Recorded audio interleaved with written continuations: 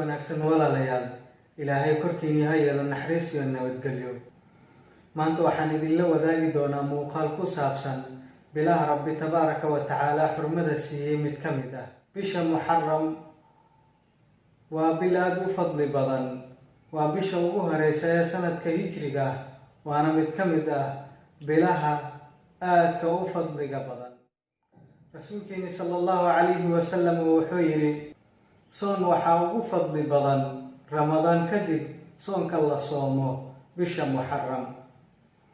bisha Muharram waxaa ku jira maalin aad u qaali ah, maalin aad u fadli badan, waa maalinta Caashura.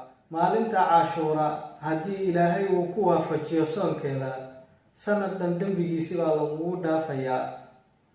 nabigeena sallallahu alayhi wa sallam wuxuu yiri, soonka maalinta Caashura alle waxaan ka dalbayaa inuu ku dhaafo sanadkii tagay dambigiisii. nabiga magaalada Madiina markuu yimid, asigoo soo haajiray, wuxuu arkay yahuud oo sooman maalinta Caashura.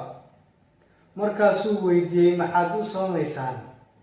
waxay yidhaahdeen, waa maalintii alle tabaaraka wa tacaala uu badbaadiyey nabiyullaahi Muusa calayhi salaam, fircoonna uu halaagay.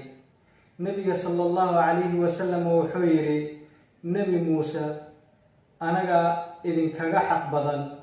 nebiga wuu soomay, asxaabtana maalintaa soonkeedii buu faray. waa nimco ilaahay ina siiyey soonka maalinta Caashura, oo laynoogu dhaafayo dembiyada sanadkii tagay oo dhan. ilaahay haynaga dhigo kuwii maalinkaa dembigoodii oo dhan la dhaafay. intaa mid kale aan ku kulmi doono. asalaamu calaykum waraxmatullahi wabarakaatu.